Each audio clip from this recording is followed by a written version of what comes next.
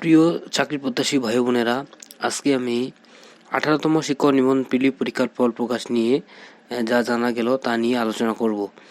আপনারা যারা যারা পরীক্ষা দিয়েছেন অধীর আগ্রহী রয়েছেন যে কবে আমাদের রেজাল্ট হবে, সেটা নিয়ে আজকে আমি বিস্তারিত আলোচনা করব।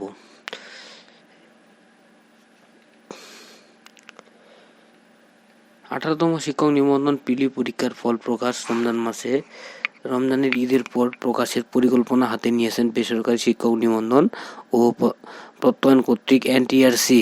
গত শুক্রবার সকাল ও বিকেলে প্রিমিয়ারি পরীক্ষা অনুষ্ঠিত হয়েছে। এনটিআরসি এর একটি সূত্রে জানিয়েছেন, শিক্ষক নিবন্ধন নীতিমালা অনুযায়ী প্রিমিয়ারি পরীক্ষা গ্রহণ এক মাসের মধ্যে ফল প্রকাশ করতে হয়। সেভাবেই ফলাফল তৈরির সাথে সংশ্লিষ্টদের নির্দেশনা দেওয়া হয়েছে। ইতিমধ্যে বিভিন্ন জেলা থেকে খাতা ও পাঠানো প্রক্রিয়া শুরু হয়েছে। নাম অপ্রকাশিত রাখা সত্ত্বে এনটিআরসি এর কর্মকর্তা দ্য ডেইলি ক্যাম্পাসকে বলেন, 18তম শিক্ষক নিবন্ধনের প্রিমিয়ারি পরীক্ষার খাতা পাঠানো শুরু হয়েছে। 17তম নিবন্ধনের খাতা সরকারি কর্ম কমিশনের পিএসসি মাধ্যমে দেখা হয়েছিল। এবারও পিএসসির মাধ্যমে খাতা মূল্যায়ন হবে কিনা সে বিষয়ে এখনো কোনো সিদ্ধান্ত হয়নি। সবকিছু চূড়ান্ত করে তবে খাতা মূল্যায়ন শুরু হবে। কবে নাগাদ 18তম শিক্ষক নিবন্ধনের প্রিমিয়ারি পরীক্ষার ফল প্রকাশ করা হতে পারে এমন প্রশ্নের জবাবে ওই কর্মকর্তা আরও বলেন, এটি নির্দিষ্ট করে বলা মুশকিল, তবে রমজানের পর এপ্রিলের শেষ দিকে ফল প্রকাশ করা যেতে পারে। এখন যেটি বোঝা যাচ্ছে যে এ মাসের মধ্যে মোটামুটি 28, 29, 30 তারিখের মধ্যে ফল প্রকাশ করা হবে। এর আগে গত 15 মার্চ 18তম শিক্ষক নিবন্ধনের স্কুল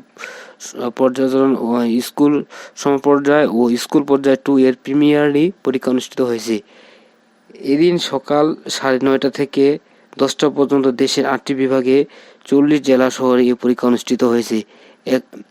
একদিনই বিকেলে 3:30 থেকে 4:30 পর্যন্ত কলেজ পর্যায়ে পরীক্ষা অনুষ্ঠিত হয়। এই পরীক্ষায় অংশ নিতে আবেদন করেছে 18,65,000 প্রার্থী। এখন যেটি আমি বলতে চাচ্ছি যে 18তম শিক্ষক নিবন্ধন পিলি পরীক্ষা রেজাল্ট আপনারা যেভাবে দেখবেন, আমার এই ভিডিওতে অবশ্যই আমার চ্যানেলটি সাবস্ক্রাইব করে রাখবেন এবং আমি আপনারা এখন কিভাবে রেজাল্ট দেখবেন তারও একটি ভিডিও বানাবো। যদি আপনারা আমাকে একটু সাপোর্ট করেন, আপনারা খুব সহজেই আপনার কাছে থাকা ফোন দিয়েই আপনারা রেজাল্ট দেখতে পাবেন। তো আজকে এই পর্যন্তই। আমি আমার